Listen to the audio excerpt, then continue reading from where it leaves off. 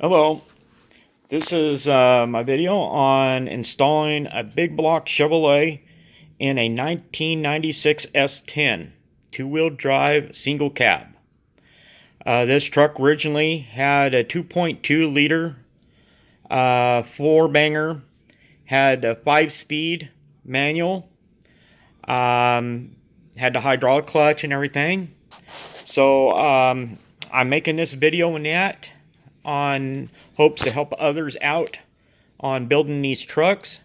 If you're watching this video and that, hopefully it will be helpful to you, because I have hunted on videos on putting these big blocks and that in an S10. You find many on small blocks, but not very many on big blocks unless they're pro-streeted. Most of the time in that, you always find they've stripped these trucks down, and then the next step, the engine and that's in it, and they're hot rodding it. And you do not see anything in that of how they went about putting it in there, their problems, their issues, or anything. And you take on this job in that of wanting to put a big block in this, and you're thinking it's going to be easy, and you realize that, hey, these videos didn't tell me this. So that's the reason why I'm doing this video and that, so that way I can inform you of what I have gone through and what, and in hopes in that to inform all of you in that, and maybe make it easier for you if you decide to put a big block in an S10, especially for the newer style, because the 96s and that are front nose and that's a lot different. It's the newer style. It's not the square nose. So to shoot off on this, this is my big block Chevrolet. It's a 454. It's got a little mild cam in it. I originally in that got this out of a 77 Chevy pickup. I had tried to install this in an ombre, which is basically the same as what an S10 is. The rocker cover over here has been hammered in a little bit because at the time that I was putting the truck in, the brake booster hit that area. None of the doubts, maybe at that time, maybe the pan was hitting the frame, I don't know. But needless to say, in that that project went down the road as we had a bad windstorm and that, and a tree landed on the truck, so pretty much nothing was left.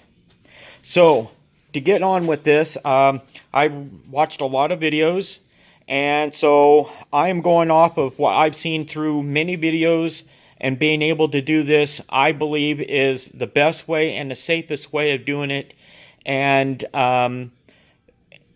to be able to make sure that this thing and that, when it hits the road, it's going to be safe and not going to come apart. One video in that I looked at, the guy was kind of like a pro streeter. He put this reinforcement in, which I have done. He cut this part here, which is your cross member. And the way he had his set up is he actually had it cut completely across here and over here. He boxed both ends and ran a pipe across here. The pipe was probably only a 2-inch steel pipe. That is all he had for support up here in the front, besides this reinforcement up here. And what I have done is I wanted to keep the existing frame up here in the front, because I think in that by the time I'm done boxing this part here in, boxing this and this, it's going to be just as strong as a tube or a square tube across here, if not stronger. When I initially put this big block in there, originally it rubbed right there. So when I put it in, it rubbed across in here, it rubbed up in here, and when the brake booster was on, it rubbed up here. So I went ahead and took the brake booster off. I cut this out from what I seen from his video, as well as putting this reinforcement in. I went ahead and trimmed all this, get this all opened up too. My next step will be is I will put the big block in there, and just to kind of make sure that I have enough room in here, which I'm pretty sure that I will. Also in that, on these, if you buy the S10 big block conversion or small block conversion, you get these plates. They got these slots in them. If you notice that, they got slots in that allows this plate to move back and forth about 1/2 inch to 1 inch. My indentations that I'm hoping is that with this opened up in here, with this, once it's in here, it will allow me to move the block further forward or further backward. This, in hopes, and that will keep issues from this, any more of this. Hopefully the headers will fit better through here. And maybe I will not have to move the brake booster. Now, the brake booster and that, from other videos and that, the brake booster has to be moved over about 1/2 inch to 1 inch that way. The only thing in that I have found with that is on your brake booster, you do have this shaft, and underneath the pedal, underneath your pedal's got a pin, and that pin goes that direction into this. And then I'm hoping in that is that maybe the pin will go the other direction and go this way and allow me to hook it up and get a little bit of movement one direction. It may have to come down to it where I may have to take that pin completely out. I'm not sure. But I'm hoping that I will not have to move this over at all. I'm hoping in that the big block will fit in there without moving this over 1/2 inch to 1 inch. Now, it could be the reason why that this is having to be moved 1/2 inch to 1 inch is because maybe they want taller rocker covers. These are shorties, and that's what I'm going to stay with. So maybe with me staying with shorties, and maybe with doing this here, hopefully that with it sitting down in there where it should be and being able to move back and forth, I'm hoping to avoid that type of situation of having to move it. If it has to be, then it will have to be done. Also, I have heard in that this steering shaft here, that you have to undo these bolts here and move the steering shaft over to that direction. But I will follow up on other videos when I get to that part, which probably will be pretty soon, because the big block is ready to go back in here for pre-assembly. Also, if you notice that, I don't have the brain box here, as well as the ABS. I went through all the wiring, anything that went to this ECM. I also had to hunt and make sure that any of the wires that went to any of these here or anything up here, I basically had to dissect every wire to find out where it goes. Anything that went to this brain box or this ABS were cut out. Get you in that, there's probably going to be more, and there's probably going to be more of a hassle, but it kind of comes with when you're having to do what we're doing here.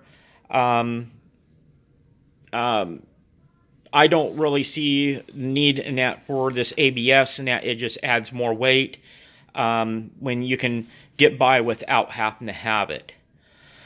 Let's see. Oh God, there's so much in that on these trucks and that you got to do with them.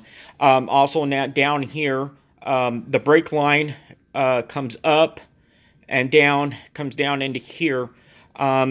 There is also one that comes from this wheel here that kind of loops over and around. And what you got to do is you got to connect this side and for this wheel into a T, and then run a line up to your regular brake booster. Because what they did was with the ABS, they have your front brakes on two separate lines that come up. So you have to avoid that. The older Chevrolets did this. They had a regular T in here and had both front tires and that off of one cylinder.